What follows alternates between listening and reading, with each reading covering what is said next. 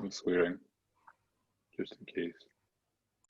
So just to sort of say, today is part 2 of a 3-part leadership series for people in customer success. So I've just put that up on the screen now. Hopefully everyone can see that.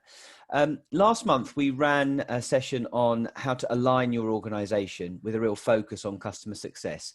If you weren't able to attend that webinar, you can get that recording. It is available on our website, and I also believe on Ian's website at Success Methods. Today, we're going to be really talking about measurement. That's the key topic for today.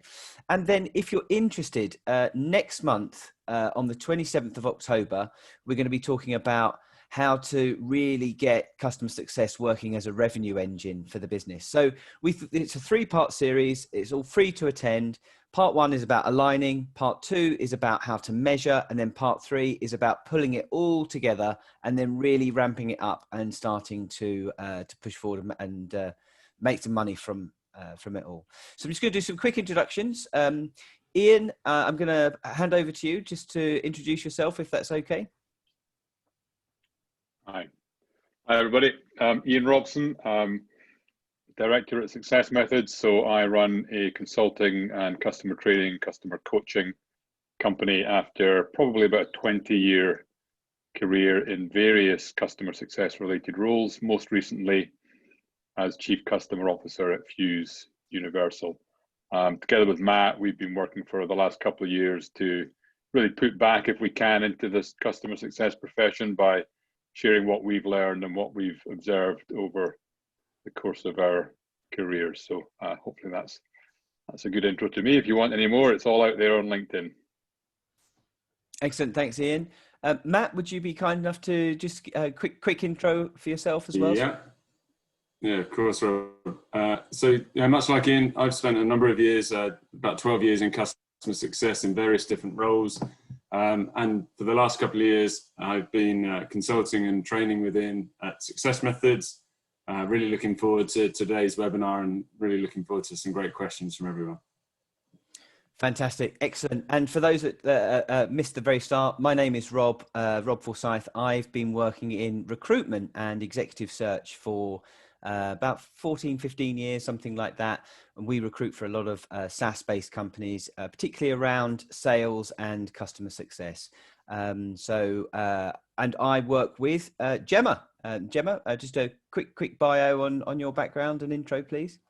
Yes, like as Rob said, we work together, and I've been working in recruitment now for about the last decade or so.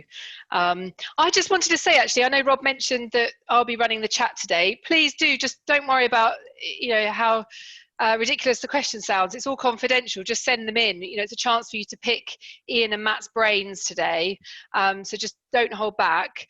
And the other thing I just wanted to say is, just to kick things off, it would be great if you could just write in the chat now what you would like to get from today. What's 1 or 2 things that you really hope to get from the session, and that would really help us to steer it in the right direction. So we would love to hear from you. Thanks. Excellent. So without further ado, I think we'll get started. For everyone here, I have just put a link into the chat. So that is if you want to register for next month's webinar on customer success as a revenue engine. So please go ahead, click the link and register. We'd love to see you there as well. As I mentioned, next month is going to bring all of this series together, and it's going to really tie everything together. So look, I think let's lock in and let's get going. So Ian, if you're happy, let's crack on. Great, thanks everybody, and welcome everybody to today. So thought we would start with a simple question: why do we measure? What do measurements provide? And actually, although that seems like a simple question, there are quite a few ways you can look at measurements and what they provide. The obvious one is that they can provide us with confidence that we're moving in the right direction. In other words, we're heading in the direction of improvement, something that for every customer success manager and their clients is obviously vitally important. But it also gives us information on how we compare to other customers, for example. That's a common thing I've certainly found, and I'm sure you've found it, that when you're talking to your customers, they're often interested to know how they compare to others. And obviously that's very difficult if you're not able to measure. But it also allows us to compare ourselves to our earlier selves, that piece of improvement. Crucially, it helps us with where to apply effort. We're typically customer success managers extremely busy, often have very large portfolios. And one of the things that can be quite difficult is deciding where to put your effort on any particular day. If you have really good insight through measurement into the customers who are most in need of your assistance, then obviously that's a great way of targeting your efforts and allocating time where it's going to have most impact. And of course, measurements provide us with the evidence that we need to show our customers that they're being successful with our solutions. And one final thing to think about measurement is that trend is your friend. So two customers both showing a 50% improvement in a particular metric, on the face of it might look the same. But if last week one of those customers was sitting at a 70% improvement and the other one was sitting at a 30% improvement, you've actually got two quite different pictures there.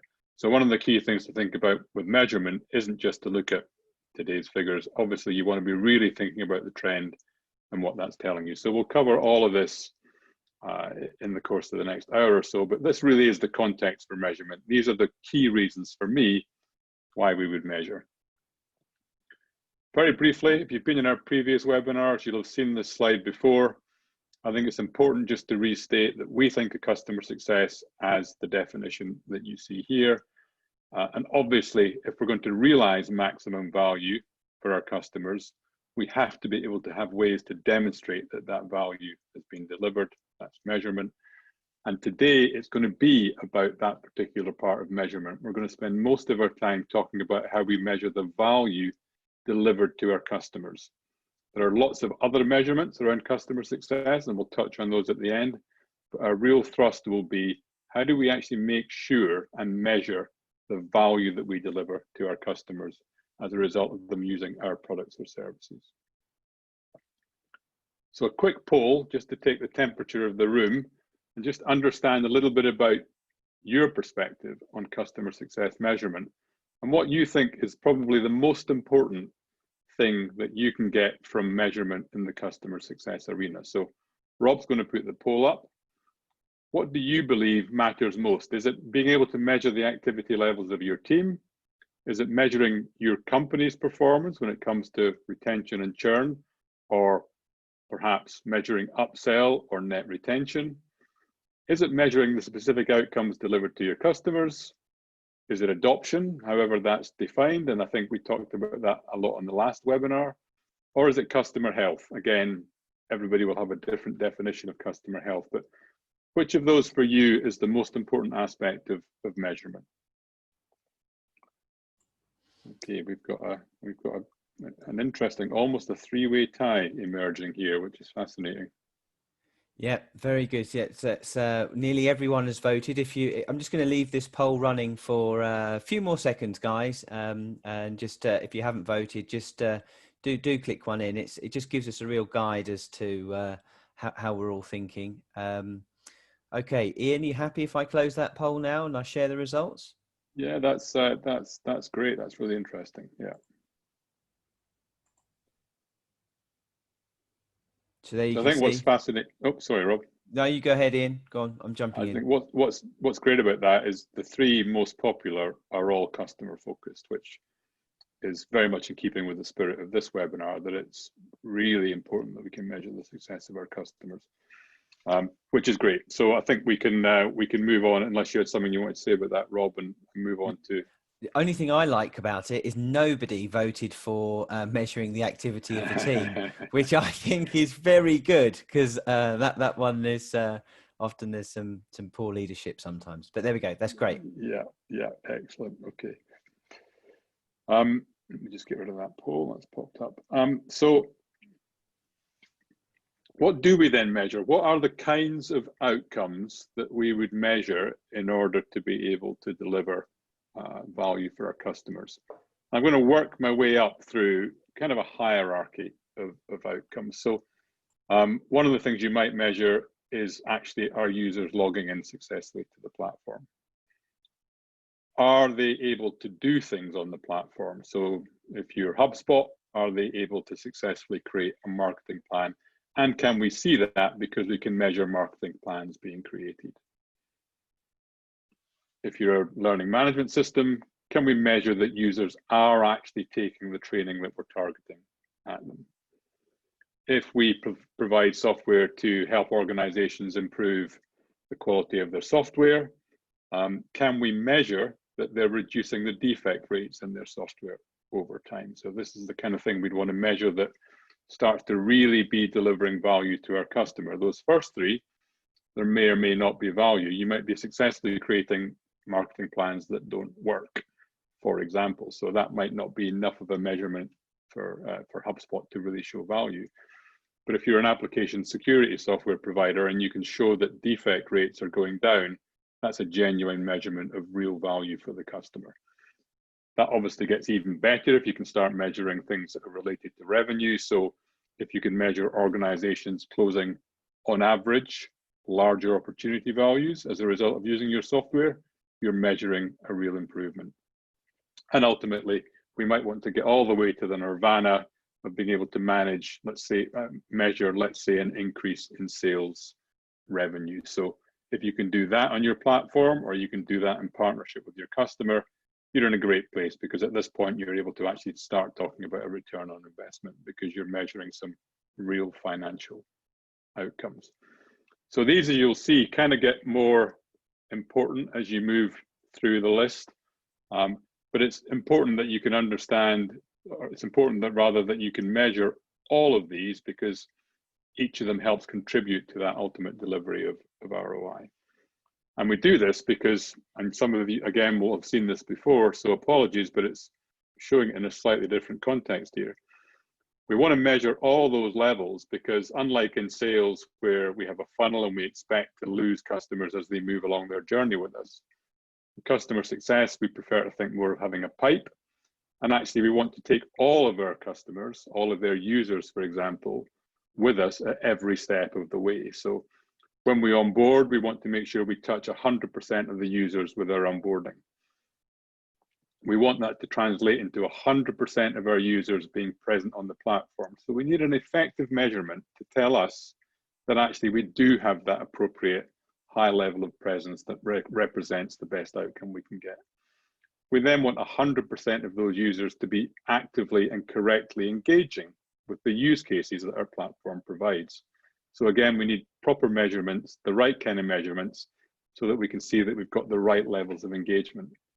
We'd ideally like to be able to then measure that we're delivering 100% of the possible value to our customers. So again, the right basket of measurements. And ultimately, is that delivering all of the possible ROI for that customer? So again, the right measurements. And without having a concept of the pipe, and without being able to measure accurately at every step of the way, it can be difficult to see, if we do end up with a funnel, for example, where we're losing our customers and where they're falling off in that ultimate aim of getting all the ROI. So we'll just have another quick poll. Let's just get into a little bit of detail now about actually what the challenge that represents, the measurement represents for you, and perhaps give us some indication of what's most important for you on this webinar in terms of why you've turned up. So you don't know what to measure, you don't have access to or don't have the data that you need. You might need your customers to partner with you, but they won't. You're drowning in options, which presents a big challenge, or perhaps there's something else. And again, that would be really interesting to understand. Yeah, just to add that final point, everyone, if there is a challenge there that you're facing right now that isn't on that list, please do type it into the chat, because we'd love to address that and put that to Ian and Matt while we're here. That'd be very helpful. Yeah, we do have pit stops for questions scattered throughout the presentation, so I can see there's already some questions coming in. We'll get to those. We'll get to those nice and soon, I hope. Okay, so I'll just leave this poll up for a few more seconds, everyone. If you can type in which of these represents the largest challenge you face right now. when measuring customer success, that would be fantastic. And we'll close this poll very soon.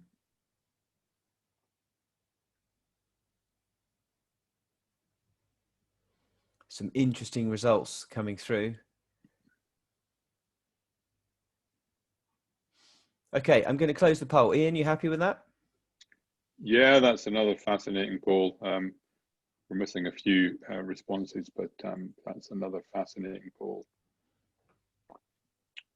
So 20% have said that they don't know what to measure. 40% is the winner, not having the access to the data. But 31% struggling with partnership with the customers, and 31% too much. It's just too much measurement going on. So, and we've got a few people that have put some stuff into the other column as well. So we'll get to that as well. Gemma and Matt will be looking at that now. But what do you make of those results first off, Ian? Well, it's fascinating actually, and it's kind of consistent with what we see in the training. People who come to our training courses and our consulting clients, that particularly that second one can be a real barrier. Either don't have on the platform the right instrumentation, so we can't get at the data that we need, or we need our customer to help us so that we can put together a complete picture of measurement. So, for example, you might know on your platform that opportunity values are larger, but you might not be able to determine that sales revenues as a whole are up as a consequence of that. You might need your customer to help you with that. And if they won't partner with you, then it can be very difficult to get all the way to ROI. So that's really quite consistent actually with what we see. I'm fascinated by the last one. It's a shame we don't have much dialogue opportunity on this, because I'd love to know what too many measurement options people actually have and how that plays out. But again, we put that question there for a reason, because we do hear that from people. So thanks for taking the time. That's really interesting, and I hope it makes you all feel you're not alone in whatever pain it is that you're facing, because we've got a bit of everything in that poll. Okay. Yeah, Ian, I don't know if it's okay just to jump in there, because we've had some really interesting comments about from the other part of that poll. So somebody saying that they find it really hard to find reliable industry-related metrics is a difficulty. Somebody else saying that they struggle to funnel the data into one data point, so creating a customer health score. Right. I could go on, there's loads. Thank you, everyone. We've had some really good comments. Another one saying that they found more success with productivity improvements as a value by justifying this as enabling users or the business to do more with the same headcount. That's quite interesting. Yeah, I mean, and that's a fascinating example of relating what's happening on your platform and coming to almost an agreement with your customer that if we see improvements in productivity. So, for example, we've got actually an example coming up where we'll talk about reducing call handling time in a call center.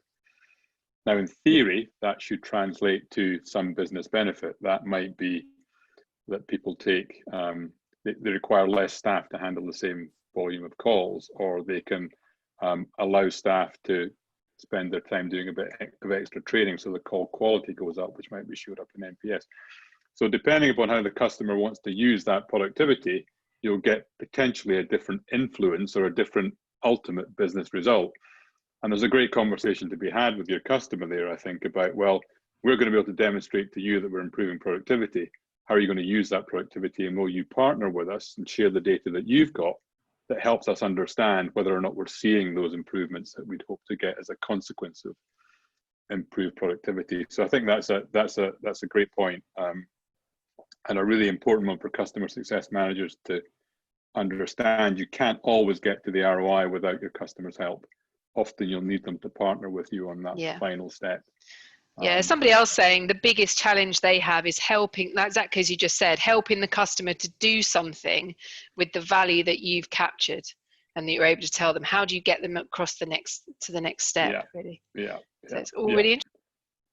Well, we'll see a bit of that in the example that we're going to work through of how you can relate all these elements together. There's some really good stuff there, actually. I don't know that we'll have time to go through it all, but a really good example there again about we just can't get the data and customers need to give us measurements, and we're struggling to get it from them. And I think, again, we'll talk about that whole aspect of partnering with your customers. I think it's vital if you're going to get the full picture. Okay, shall we move on? Yes, please. Let's keep going. Thanks, Ian. Okay. So let me just get rid of that poll. It's taking over my screen. So a little bit about the organization and the role of all parts of the organization in measurement. So who matters in measurement? So product definitely matter in measurement. Actually, for two reasons, I think, and we've already alluded to one in the poll. But ideally, your product team are designing around customer outcomes. They're not necessarily designing for features. They're designing for this series of actions will deliver this outcome or will deliver value to customers. And if they have that clear mindset in the way the product's being built, then in an ideal world, they also add the appropriate instrumentation or the appropriate analytics. So they set the product up to capture the data that you would need to be able to actually then demonstrate that you're delivering those outcomes and you're generating that value. It's often, however, the last thing that companies think about because they're in such a hurry to build capability, to build features, to build product, that the instrumentation, the analytics gets left behind. And I think one of the things customer success can do here is make the case with the product team that actually you're tying one hand behind my back here in terms of showing customers that we're delivering real value if you don't put the right analytics onto the platform for me. You've then got marketing and sales, and I think here it's about being honest with the market. That might be a bit of a pipe dream, but ideally you want your marketing team to be setting the right expectations in the market about the kind of things that get delivered with your platform and using metrics and measurements that reflect what you'll be talking to the customer about when you turn up as a CSM. Same kind of goes for sales, really. You really want your sales team to be echoing that approach that marketing take and making sure that realistic expectations are set in the market, in the sales cycle with the customer. You can also think about, can you get your sales organization to grab some baselines? So if you work with a company who are using, for the sake of argument, a spreadsheet as their CRM today, and they're about to buy, let's say, Salesforce, it'd be great to get some baseline data in terms of how they're succeeding today with the spreadsheet so that you've got an immediate comparison early on to the results that you get from deploying the CRM. So sales can help with baselines. And then obviously onboarding. During onboarding, again, you want to be implementing for outcomes and value and thinking again there about baselines, capturing baselines. If it didn't happen in sales, the onboarding team are again potentially in a great position while they're implementing the product to get those customer baselines.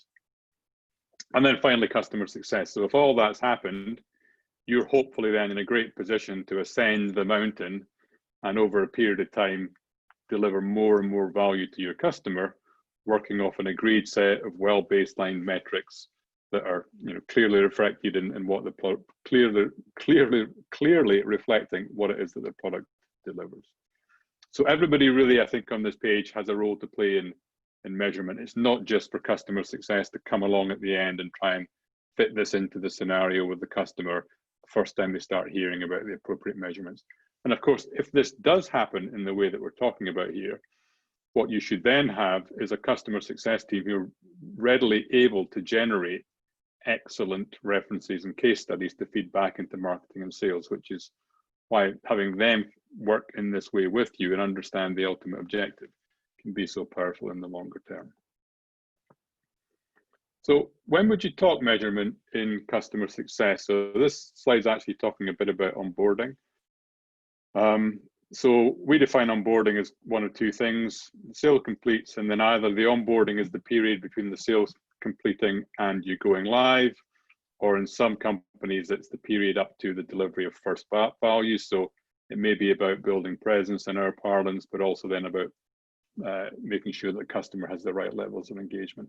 Good onboarding program obviously would have clear ownership, divided up between CSM, the PS team, or maybe a combination. Onboarding can be quite a simple process. This isn't about onboarding, so I'm not going to go through that in detail, but it can be quite a simple process. It can also be quite a complex process. It can take a long time and have all sorts of aspects involved in it. Either way, what's important is from a customer success perspective, that very early on, really as soon as the sale completes, maybe even a little earlier for certain customers, you'd be establishing the ROI, return on investment, and value drivers, and establishing appropriate KPIs and targets for those value drivers. As soon as you have that, you want to be establishing baselines, ideally well before you go live, so you have a picture of how things were before the implementation of your system. Then obviously agree your success cadence, how often you're going to meet, what the forums will be. And in those, you can then monitor and adjust the ROI KPIs depending upon what you're seeing, what you're measuring, how the project changes over time. Always with the idea, however, of making sure you're keeping ROI and value firmly in view from a measurement perspective, so that you can, as you approach key points like renewals, for example, or expansion conversations, really present a strong case to confirm the value that you've delivered. So you're really talking measurement throughout the entire life cycle, and it pretty much starts from the day of the sale, and it never really stops, which is why it's critical to get it right at the beginning if you can, and to make sure you're putting the investment into getting the right value drivers, the right outcomes, and the appropriate KPIs and targets. And I'm going to show you a customer example of that later on, which is it's a really great example that's been put together by one of my customers that I wanted to share with you with his permission. Okay, so that's really kind of when to talk. Little Q&A pit stop. So are there any questions, guys, that I can, or Matt can pick up? Yes. I mean, we covered a few of them that were similar in that, just as we were running through there. We have got one which is around internal politics. Somebody saying that internal politics is sometimes a blocker. Have you got any advice on overcoming that particular issue? To getting the right data, I think they mean. So internal politics in getting the right data, sorry. So again, that could be more than one thing, though, I suppose. I mean, I've been in companies where finance jealously guards some of the data, for example, or where you can't get at it without product running some hacky script on the back end to pull things out and massage it for you. So I guess there's a number of reasons why there might be politics in the way of getting data. Interestingly, that we can refer back to the previous webinar here, because I think what matters there is how you drive alignment in the organization around the idea that customer success is a philosophy for a company and should pervade kind of everything that you do, and certainly all your thinking. And so if the CSM or the customer success team find themselves in that position, my recommendation would be that they build the case for why that's preventing them help customers be successful. So without these relevant pieces of data, it's very difficult for us to work with our customers in a way that drives their success, because we don't actually have the information to show them that they're improving or otherwise. That's a case I think that you can take to your senior leadership and say, you know, look, we're suffering here from a lack of internal alignment around customer value, delivering customer value. These are the things that we ideally would be able to get. Some of it's just politics, so can we sort that out? Some of it may be structural, we don't have it on the platform, that might be a longer term project. But I would encourage customer success leaders to take a lead role, essentially, in actually trying to align the organization around the idea that if philosophically you're all focused on it, you're going to deliver much better results for your customers. That in the end will result in much better results for you as a company. And so knocking down those barriers is really something I'd want sponsorship from the C-suite to help me with. But I'd want to ask for that with a really strong case as to why it was going to help. Okay, thanks, Ian. Matt, would you like to chip in there? Yeah, Ian, we've got a large number of questions coming in around partnering with your customer to ensure that you've both got the right data that show the value that you want to achieve. So many questions, though. I think it might be wise to maybe look at doing a follow-up kind of round table on that topic. And I think maybe it'd be great to get some of the attendees that are here today to join in that topic to provide, you know, really interesting discussion around that. So I think that's something we, rather than take up a lot of time now, we focus on something independent for. Very happy to do that. Great suggestion, Matt. I'll also say that the customer slides I'm going to show you, the discussion we can have at that point around how that is facilitating exactly that kind of partnership type discussion. It's a really classic, it's a great example of it, of how to do it. Then I think that may help, but I'd be delighted to do that kind of roundtable thing. That sounds like fun if there's a real interest in that. So guys, if I can just say, if anyone's watching this and they would be interested in perhaps joining Ian and Matt in a roundtable discussion specifically on how to get customer data, if you could just type a number 1 into the chat now, and then Ian and Matt can get back and contact you afterwards and arrange for you to be in that that sort of roundtable discussion. So I think that's great. Thank you for offering that to the attendees today, guys. That's superb. So just type a number 1 in the chat if you're interested, if you'd be interested in that. Ian, over to you. Okay. We've touched on all this. I just want to get a little bit more specific about having the right kind of outcomes, value, business goals, whatever you would want to call it. Oops, hang on. So everything really starts and ends with return on investment for the customer. And this can be hard. This can be really difficult for customer success teams to get to these, particularly some of these. But ultimately, this is why customers are investing money with us. They want to get one or more of these things. There may be other examples that I could add here, but certainly these would be amongst the very common things that customers are looking to do as a result of investing with us as an organization. They want to improve some aspect of the business. And ultimately, it's really about probably these 4 things. In the end, customers really care about, are we actually generating more revenue? Are we able to reduce our costs so that in the end we have improved profits and improved margins? I mean, that, that's not necessarily true of every organization. If you're a charity, you may well have different organizations, but broadly speaking, commercial organizations, in the end, the gold is indeed in the money, and that's ultimately what people are aiming for. So if we can tie what we're doing, the value that we're providing, however we express it, ultimately up to anything here, but particularly the ones in gold, we put ourselves in a really great position. So we have a framework that we use, and I'll just touch on this briefly. I know we've got a few people here who've been in our training courses, so you'll have seen this before, but for the rest of you who haven't, we talk about there being kind of 4 levels of engagement that you need, or outcomes that you need to get in terms of the way people engage with your solutions in order to get to return on investment.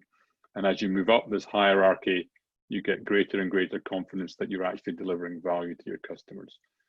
So we call these return on investment outcomes, where you can talk about delivering a direct financial ROI. We talk about a value outcome, where you can point to specific value. For example, I think there was a question about this earlier, a productivity improvement that's specific to the use cases that your solution provides.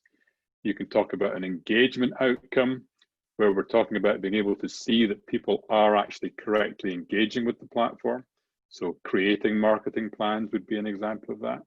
It doesn't necessarily mean they're getting the value, because it has to be a good marketing plan.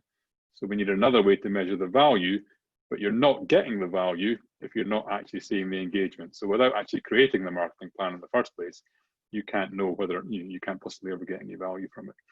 And then ultimately, we have what we call presence outcomes. So none of this can happen unless people know how to get onto the platform, they have a valid login, they understand why they're expected to use it, they understand the reasons for it from a company perspective, they understand what's in it for them. So there's been a good piece of change management if that's necessary for the product, and there's been all the appropriate work done to make sure they can easily get on and get using the platform. So they can essentially build their way up this hierarchy over time, delivering first engagement, then value, and ultimately ROI.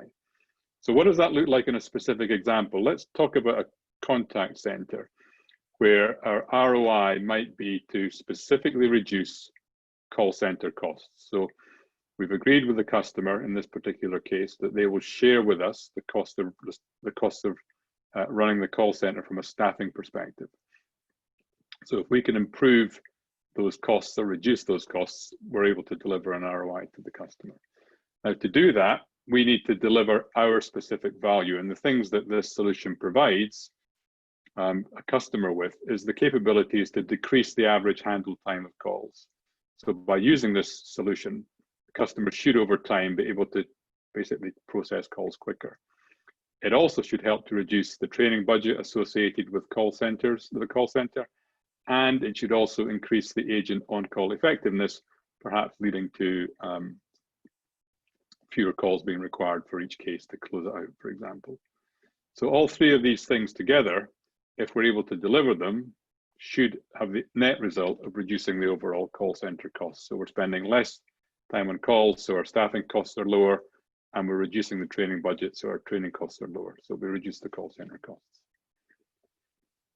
To get that value, we need the agents in the call center to be engaging in the right way. And in this case, they get prompts of support when they're on long calls. That helps to decrease the average handle time, but it's actually only going to happen if they engage on all those prompts. So we'd want to measure the percentage of prompts that were actually acted upon by agents, for example. We need to be able to measure that they're working on non-call tasks, like, for example, training during their quiet periods. We need to make sure that we're asking them to take the training. So we need to be measuring that they're being provided with training and it's the right kind of training. So again, we need to be able to measure that engagement is taking place. And finally, we need to have some way of making sure that supervisors are doing their job during quiet periods to deliver coaching. So these are all the kinds of engagement that we might want to actually be able to measure. If we can measure all these things and we see them improving, we should see the consequent improvement in handle times of calls, training budgets, and on-call effectiveness. So the value should be delivered as a result of the right engagement. And then finally, we've got presence. And in this case, that's quite easy because this particular company auto-logs everybody in. So they're already there, if you like. It's part of their call center solution by default. But there's also an effective change management piece that's required so that everybody understands the things that they're expected to do so that they can engage in the right way. So there's some effective change management needed in the call centers where this solution is deployed. And again, you'd want to be able to measure that was actually happening, have some mechanism for making sure people have understood the change management, it's been delivered, etc., etc. So you can measure at every single level of this hierarchy. And if you're able to see immediately where things are breaking down in terms of getting you to that point where you're delivering 100% of the value. In other words, people are moving through that customer success pipe as effectively as possible. That's quite a lot to take in. Hopefully that makes some sense to everybody. We'd just like to do a quick poll now, and then we'll have a Q&A pit stop. So I've just talked about those 4 levels of outcome that you can get from a solution. And what I'm interested to know is, from your perspective, where are you able to measure today? So if we think about presence as being logging in, is that the highest you can get? If we think about it being engagement, so people doing something, creating an opportunity, for example, or creating a marketing plan, is that the level you can get to? If we think about it being value, so seeing that opportunity values are increasing over time, or the number of defects in code is reducing over time, that would be value. And ROI would be actual money. So we can really show our customers that they are saving money or increasing their revenues or improving their customer sat, or one of those things we have on the ROI poll. So that would be the kind of highest outcome if you were able to measure the ROI. I think this is quite a nice way to approach it, Ian. It's kind of like you were saying earlier, how your ultimate goal is you want to be able to talk to your customers about direct return on investment and how you can help them make money. And actually, by putting it this way, from just adoption, engagement on the platform, getting some value, and then into revenue. I think that's nicely put there. So guys, we'll just leave that poll open for a few more seconds, another 15-20 seconds or so. If you haven't answered, just please do type in where you think you're at or where you are at right now. That would be really helpful. And and then we will continue. Gemma, we may come to you if there are. I know there's been a few questions coming through, so we may come to you very shortly. But we'll just finish this poll if that's okay. Okay, I'm going to give it a few more seconds. If anyone hasn't answered, please do so, and then we will we'll carry on. Okay, Ian, here you go. Here are the results. Yeah, and that's an encouraging poll actually. So it's really nice to see that we've got nearly 20% of the people on the call today can actually talk to their customers in specific terms about the ROI they're delivering and are able to measure that. And we've also got nearly a third able to do the same with value. So that's very encouraging, and very few people stuck at the presence level, which is great. A few folk not measuring, which would be interesting to understand a bit more about, but nice to see that. I mean, that's an encouraging poll from my perspective, that we've got so many people at the top two levels of the hierarchy. Yeah, excellent. Okay. Okay, so how are we for time, guys? I've got a quick Q&A pit stop. Are we okay for time? We've got. Yep, we're doing well. Gemma? We've got loads of questions coming in, which is great. Ian, if we can just take this one. What do you see? Do you see the highest value that you can obtain being linked to who it is that the CSMs at the organisation generally talk to at the company, at the client? Yeah, that's a brilliant question. So I think there's two parts to that answer. I would say that the value that you're able to deliver is kind of independent of who you're talking to. It's what's possible at the client, but your ability to do it is definitely influenced by who you're talking to, and what you talk to, what you talk about to different people should vary, I think. So there's no point talking about ROI to the guy who's creating the logins for your users to get onto the platform in the first place. And equally, you don't want to sit down with the CEO of your customer and say, yeah, everybody's logging in. It's brilliant. You know, we've got loads of logins. So there's the higher up basically you get in that hierarchy. So value and ROI, that's your EBR discussion. That's your senior leader discussion. Value and engagement, that's probably, to use our previous example, that's your call center manager. So you want the call center manager to understand how his or her staff are actually engaging with the platform, and you want them to understand that the reason that's needed is because they get all the value that they need.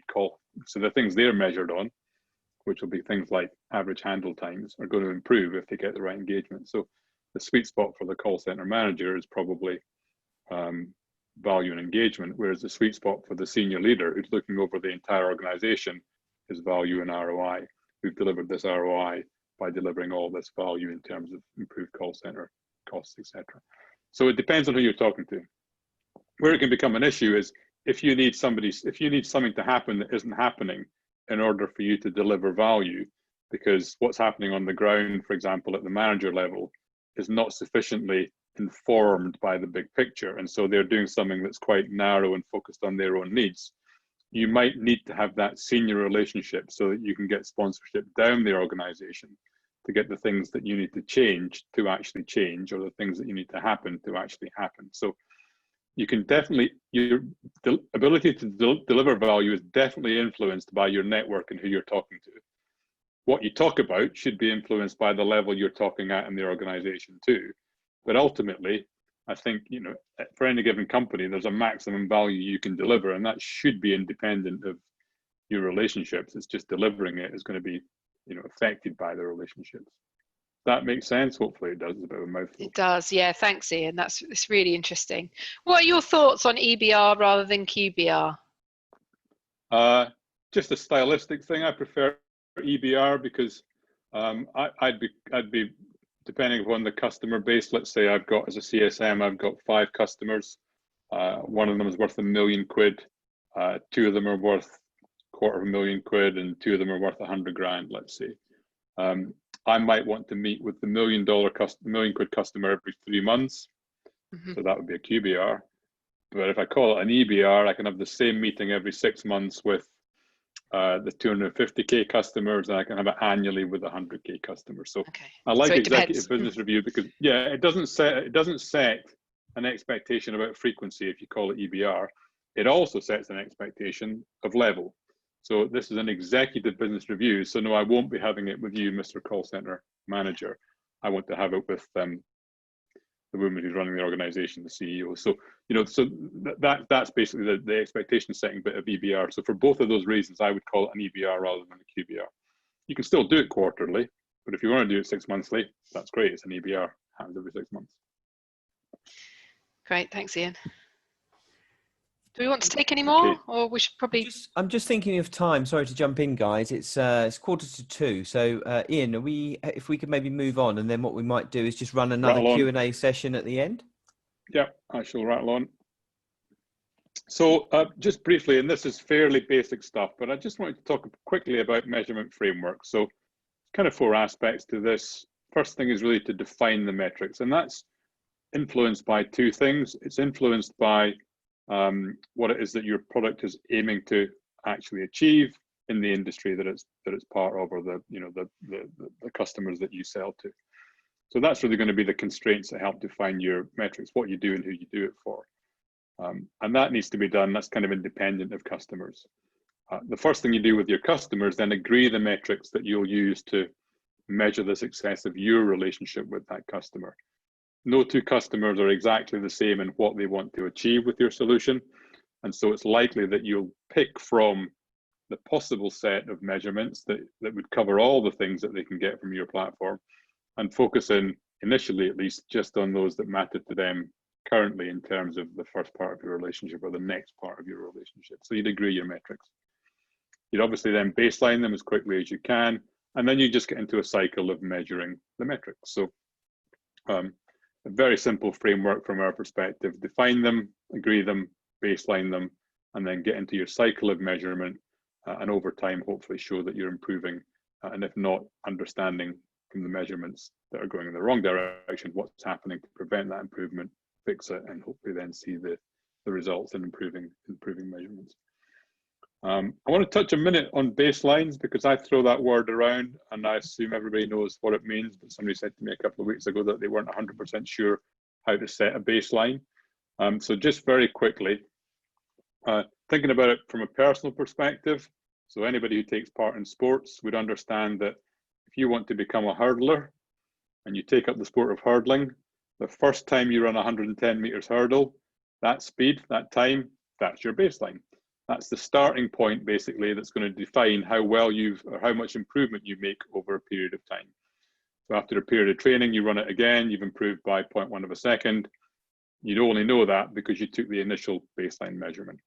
That could be the same if you're a weightlifter. So the first time you do a deadlift and you manage to lift, let's say 100 kilos, that's the maximum you can pick up that day. That's your baseline. 3 months of training, you might get to 110. You can see the improvement.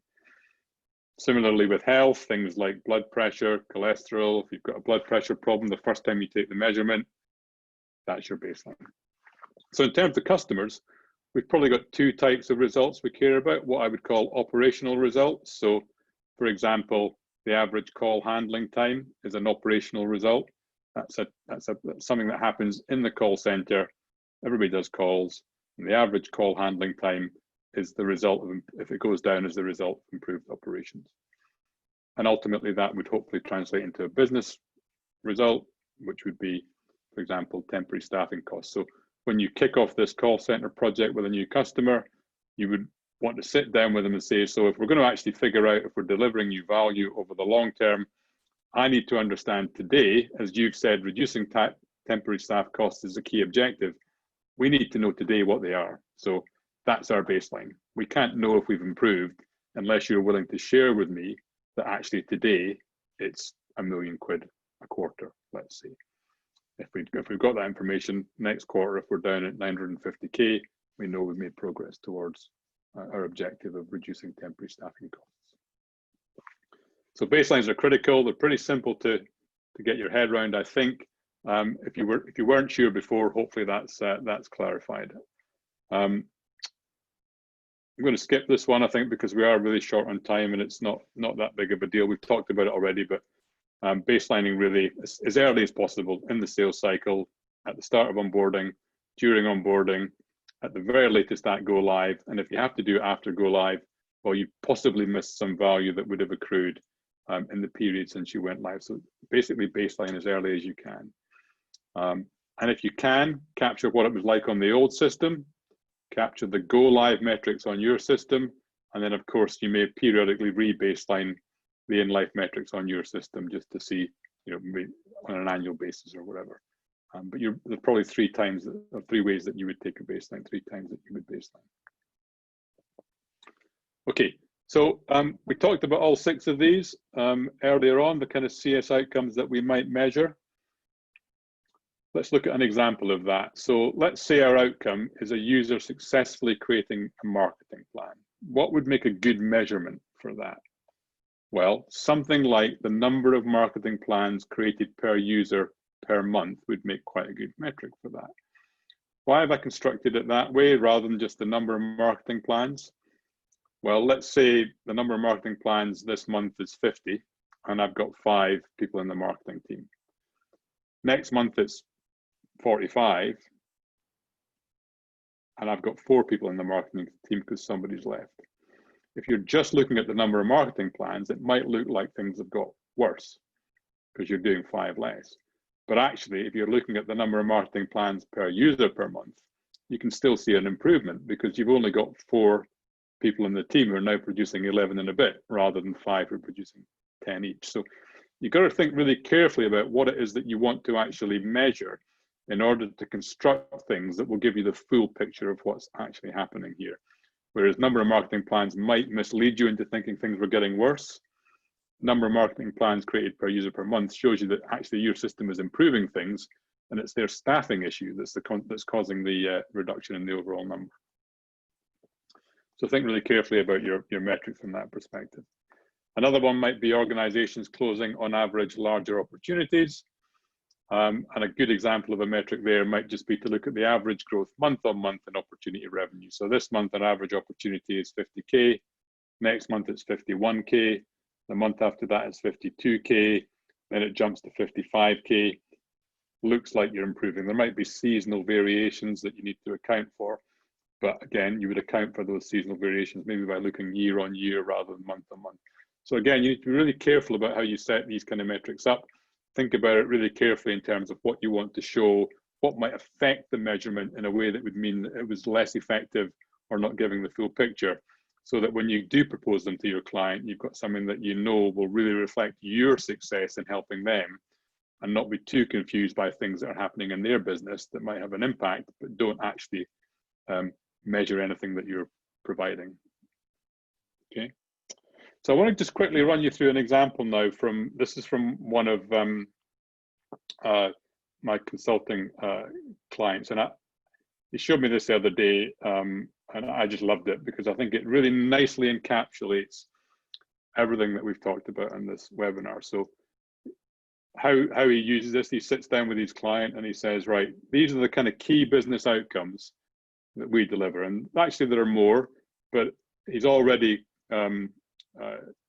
set this as a set that he thinks will be particularly important to the client that he's sitting down with. So he's done some pre-sorting based on his knowledge of the client to come up with 4 that he thinks are really relevant to this client at this point. So these are the 4 outcomes that we can provide to you, and he has a discussion with them about what those are and how they'll actually help them show whether or not value is being delivered. And then for each one of those, he goes into the ways that it can be measured. So if for improving fan engagement, these are the metrics that we can use to help you measure fan engagement, Mr. Customer. So how many active users, how many average sessions per user per week? So back to our earlier point, sessions per user per week. So a nice clean metric that doesn't get affected by, let's say they get rid of, some fans go off to a different football team or whatever. It's still showing that you're getting the right level of activity per user. The App Store rating and open rates on push messages. So 4 really nice measures of how engaged fans are with the app and with the team that the app is representing. What they then do is say, okay, as part of the conversation they have with the client, let's talk about setting some targets. Brilliant. So they're leading the customer step by step on this journey from outcomes to metrics to targets. So for example, average sessions per user, as you can see from the text below, currently we're at 1.5.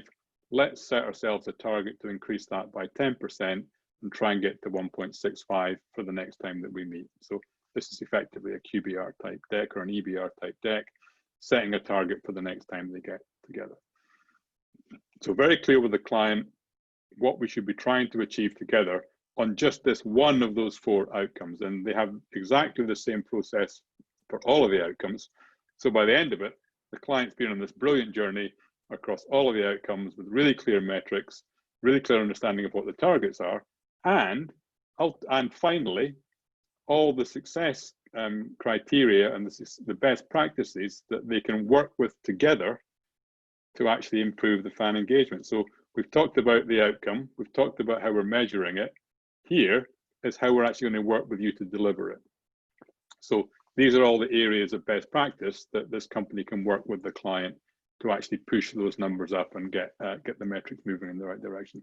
So the complete end-to-end package here. And I think this is a great example. It's really clean, it's clear, and certainly I know from talking with my customer that they've used this several times now, and it's gone over really well. The customers really get it. You look like a complete professional on top of your game when you pitch up with something like this.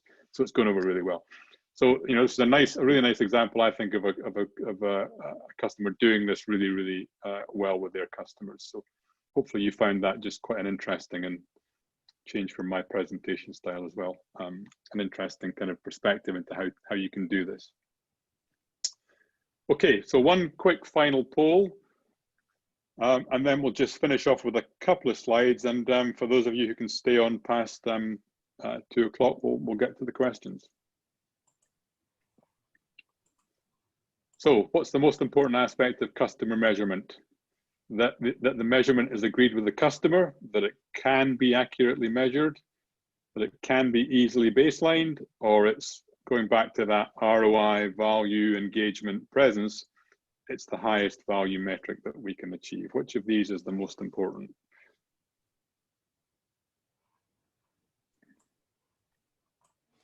I think there's some really good points there, Ian. Just as everyone is completing the poll, I really like that example that you've walked through there with the one of the consultancy businesses that you've worked with there. I think that was really good to sort of bring everything to life.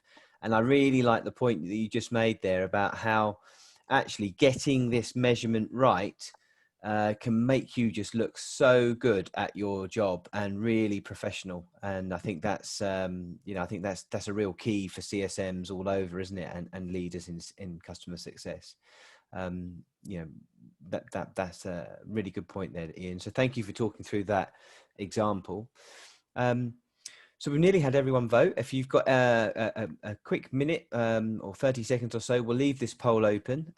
We're coming up to 2 o'clock, so I want to try as best we can to keep to that. In fact, I'll close the poll now. So let's share these results. Ian, what do you make of these results? Well, so anybody who was wondering or say to themselves, surely these are all important, I think is right. I think all of these things are actually really important, and you almost want to make sure that you can do every one of these every time with your customer. So you absolutely want to have it agreed with the customer. There's no point in measuring it really if they don't recognize it as well. There is, but it's far more effective measuring something when your customer recognizes it as important. Of course, you have to be able to measure it accurately.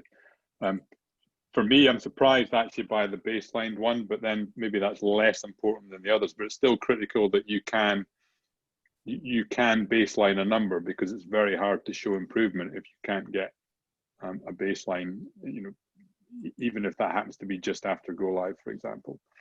And certainly, the more you can get up that hierarchy towards ROI, the better. So I think these are all important, but I'd agree with the poll that probably the first 2 are the absolutely critical ones from the set. Really good to see again. So just to cut in, guys, it is 2 o'clock. So thank you for staying with us right to the end. I'm just going to say, Ian's just got a couple of slides just to finish off, and then we will have a Q&A session. So for those of you that need to leave, if you've got a hard finish at 2 o'clock, thank you again for your attendance today. We are going to be sending you a copy of the recording and some typed up notes. So if you want to whiz that through tomorrow and catch up on the last 5-10 minutes or so, then you can leave now. Or if you're happy to stay along, we've got all the time this afternoon, so we're going to do some Q&A and get all your questions answered afterwards. So I just thought I'd put that out there now. And back over to you, Ian. Okay, so we've talked very much about customer measurement, measuring customer value, and for me that's the heart of it. We also have to be able to measure other things, of course, and these matter in customer success. So actually being able to measure customer satisfaction is important, and there's a whole host of ways that you can do this. But we would absolutely recommend that in addition to measuring the value that customers are getting, you look into how you can measure whether or not they're experiencing a happy and satisfactory and productive relationship with you. So what's their actual satisfaction with you as a vendor? Because in the end, per our equation, we believe that value realized by satisfied customers in the end will equal, for your employer, for you as a business, retention, expansion, usage, and advocacy, the ultimate things that we're in business as solution providers to actually generate for ourselves. And again, of course, those are all very commonly measured by a range of things. We're not going to spend a lot of time on these. I suspect you're all very familiar with these because it's probably how you're measured, some or all of these, but this is how we would measure ultimately whether or not we as a business are being successful. Our firm belief is these numbers will look better if you're delivering value for satisfied customers in the way that we've discussed throughout the presentation. Okay, so that brings us to the final Q&A for, I think we have a few people who are hanging on, so shall we crack through some questions?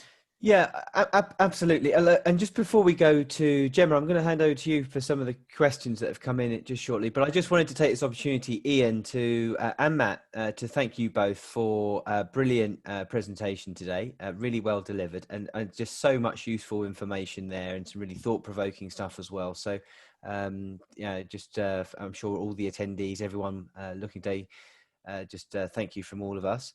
So, Gemma, do you have any questions that we can put to Ian and Matt? I do, yes. I've got 4 or 5. We'll see how many we get through, shall we? So somebody asking about GDPR. They are finding it difficult getting, or metadata is hard to come by, particularly with GDPR rules. Do you see that as an issue, Ian or Matt? And how do you overcome that? I don't personally have the kind of legal diddly what's at my fingertips with GDPR. I do know that with GDPR, it's about personally identifiable information. So if you're holding something about a specific individual that's personally identifiable, you're potentially in a bit of bother. But you shouldn't need to do that, I wouldn't have thought, for most of the kind of measurements we're talking about. So the fact that somebody logged into your platform and created an opportunity that's attached to their, their name shouldn't be a problem for you, and you have to have the email. Keep it impersonal. So I think it becomes an issue if you start, recording things that are personally identifiable, but otherwise shouldn't be too much of a problem. Okay. What about if you've got too much data? How can you make sure that you're only really presenting the right elements to your clients, your customers? Yeah, so I think that's a great question, and I think the customer example that I gave is a really good illustration of that. So I think as I was going through that, I mentioned that company has a much wider range of outcomes potentially that they can deliver for customers. There's a whole bunch of revenue outcomes, for example, that weren't listed there. But depending upon where the customer is in their journey and what actually matters to them and where you are in the relationship, you probably select a set of those and work with the customer to agree that those are the right ones for now before potentially moving on to another set once you've got an App Store rating of 4.9 and it's holding steady. Maybe you can stop focusing on that and start focusing on something else. So I think if you've got too much data, you're actually in a pretty good position. It's just a question of refining down that set of data to suit the audience that you're talking with at any given time, so as not to overwhelm them. But I actually look at that as a bit of a bonus, frankly, because you've probably got information that you can, that is suitable for most of the conversations you want to have. The far worse situation is to be in is to have too little. If it's too much because it's hard to manage for you personally, so you can't easily build a dashboard, or you can't easily get at the information, or you don't necessarily know what to look at, then I think I would encourage you as a CSM or as a CSM leader, as a team, to go through a bit of a process of starting with outcomes. What are our real outcomes? What is it we really exist to do for our customers? What's the value that delivers? Okay, how then do we attach metrics to those particular pieces of value? Right, that's the core set that we need to pull out of this massive data to actually enable us to have the right conversations with the customers. So maybe put some structure around that yourselves by doing what will be a bit of hard work, but do that bit of hard work to pair it back to a sensible set. Okay. Hey, That's great. Thanks, Ian. One more question. I think we're moving people rapidly now. So yeah, one more? We can do one more. Somebody mentioned that their experience in survey fatigue, so fewer customers are responding to their NPS surveys, enabling the data capture to be quite difficult. Would you have any sort of advice or recommendations around that? It's a tricky one, isn't it? Do I have any recommendations about getting survey rates up for NPS? I mean, there's certain things I think that are important when you're doing those surveys.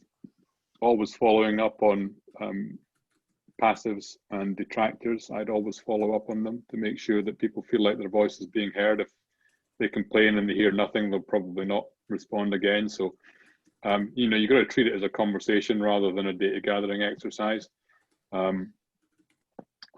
So I definitely think about, are we actually handling it from that perspective as effectively as we could? Are we making sure that we get back to customers? Is there anything in it for them? So do we send them a thank you note or something to actually recognize that they did participate in it? And in the end, there's so much demand on so much of our time that I think about how I can make it as pleasant an experience as possible for my panelists, or for my respondents, or as productive as possible for my respondents, and hope not to lose too many. Just on that, I think that adding that to another question or a request, that they may feel like they're involved in a process like gathering new requirements for a feature or something that, as you say, allows the customer to feel like they are part of what you're doing, rather than merely collecting data for your benefit, rather than something that they may see some benefit from, is going to help in that. Certainly get the answer rates up. Yeah, I completely agree. Okay, so I think we will call it a day there, everybody. Thank you very much for your attendance. I hope you found it useful. We'd love to see you on the final one. That should be very interesting, I hope, and you'll hear from Rob with all the details of how to access the recording and so on. Sure. Yeah. Thank you again so much, Ian and Matt. It's been brilliant, and thank you to Gemma for managing all the questions. There were so many that came through, and done a great job of sort of summarising them and things. So, guys, that's it for today. If you have got any questions that we weren't able to get to, look, just for a couple of minutes, I'll hang on and just fire them into the chat. And what I'll do is I'll get those answered by Matt and Ian, and we'll put that into the typed up notes tomorrow. But listen, thank you for staying with us today. Enjoy the rest of your day, and hopefully, yeah, I've put the link in the chat for next month's webinar. On the 27th of October, we're going to be running it on Revenue Engine. So hope to see you there.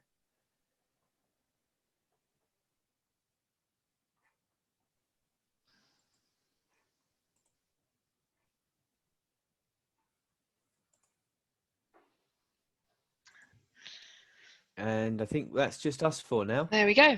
Just us. Great. Nice job. Well done, guys. That was really high engagement throughout, I think. A little bit better on the numbers. Yeah, I mean, we lost a few at the beginning, didn't we? But I think a little higher this time than the last time.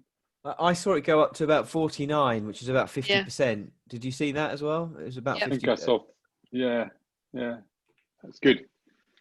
I mean, that includes us 4, so that's 45. So that at the peak was definitely, and we kept most of them most of the way through as well, which is always a good sign. Yeah, definitely. Yeah, it was only when it got to 2 o'clock that people about half dropped off quite quickly, but people have got other things to do, haven't they? Yeah, so I think that's normal. But amazing engagement. Yeah. I love that. Put type of 1 in. Did you see it? Everyone was like 1. Ding, ding, ding.